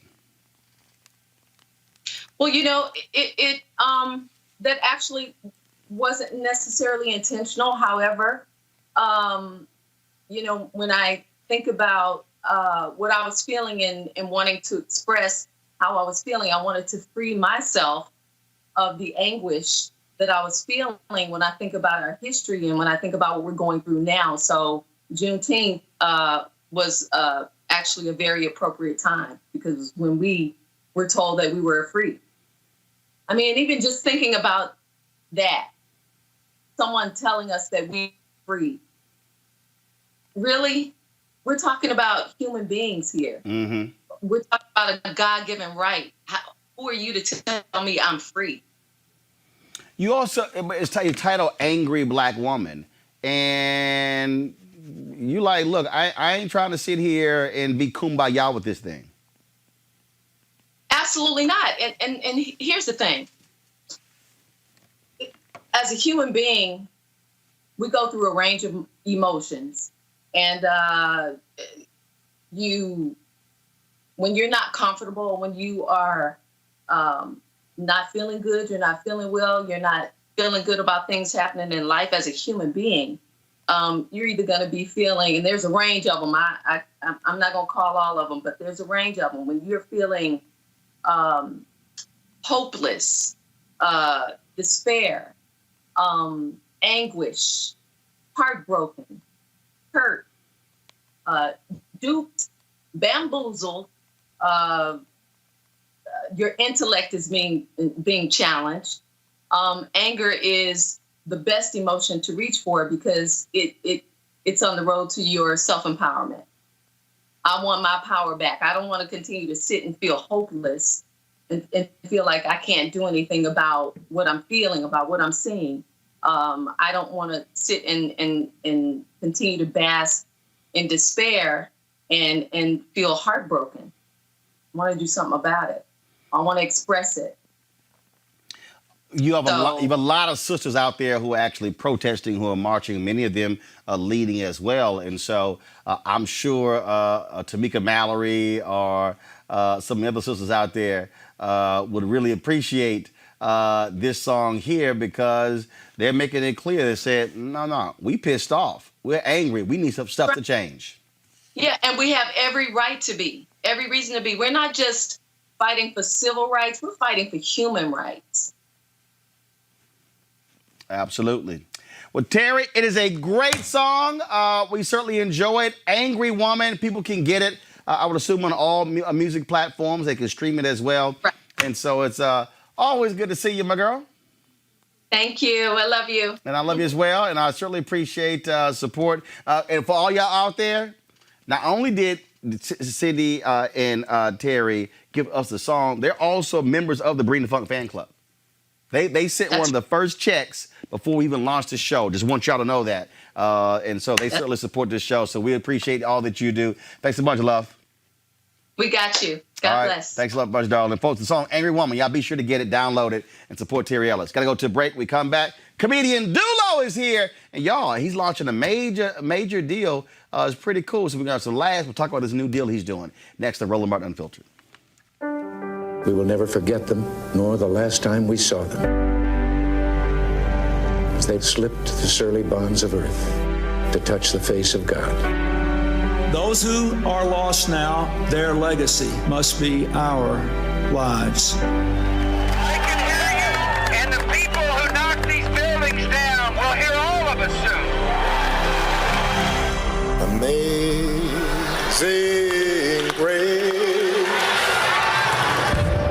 I am dispatching thousands and thousands of heavily armed soldiers. We dominate the streets. I won't traffic in fear and division. I won't fan the flames of hate. It's time to pick up our heads. Remember who we are. This is the United States of America.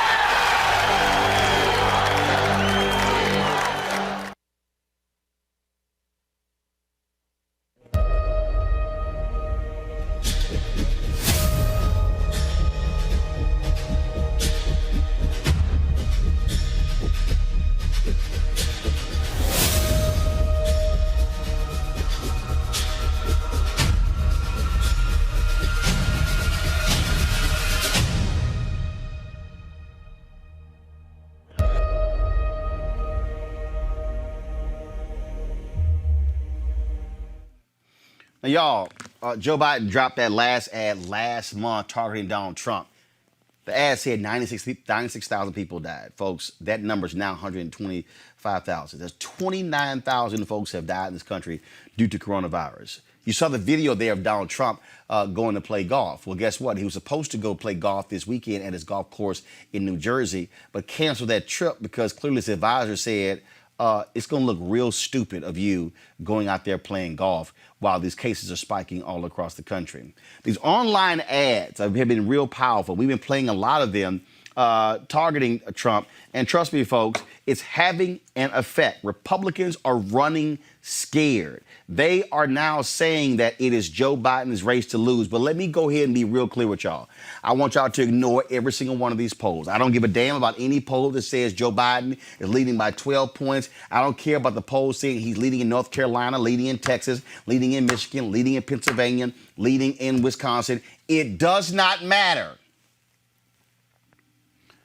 The way to beat Donald Trump and to put all these Republicans who are his enablers, we got to target people. We got to educate them. We got to register folks to vote. We got to mobilize and we got to organize. What did my man say in the movie Remember the Titans? Herman, leave no doubt. I'm not interested in a close race in November. Leave no doubt. Crush Donald Trump. That's what should happen in November. So if any of your friends get excited, oh, it's in the bag, you slap the hell out of them and tell them, no, it's not. That man has appointed 200 federal judges, right-wing judges, many of them who do not believe in civil rights, who do not believe in anything when it comes to our issues. And the bottom line is this here, we cannot allow another 4 years of this level of ignorance that we're seeing from this administration. It's time for them to go. Hashtag fire Trump in November. All right, folks, have not been able to reach Dulo, so we're going to go ahead and close the show out. I want to thank all of you for watching the show today. Again, more than 4,000 of you on YouTube, more than 1,000 of you on Facebook. We appreciate it. Y'all have been so supportive of the show. Don't forget, join our Bring the Funk fan club. We need you to do what we do, folks. Cash App, pull it up, $ right there, $RM Unfiltered, PayPal, Venmo. And of course, you can send a cashier's check to New Vision Media Inc., 1625 K Street Northwest, Suite 400, Washington, D.C., 20006. Folks, we got some great things coming up. I got an announcement next week. It's pretty big. Can't wait to tell y'all. Enjoy the weekend. Have fun with your family. Be safe. Wash your hands. Carry your hand sanitizer. Please wear your mask. Stop playing games with this. Young black folks all around this country, especially in Atlanta, in Miami, in these places, stop congregating in these groups. Practice social distancing. Half of all new coronavirus cases are people 40 and under. This is no joke. It's impacting us. Let's be sure to save ourselves. Black voters matter. Y'all know what that means. We got to go.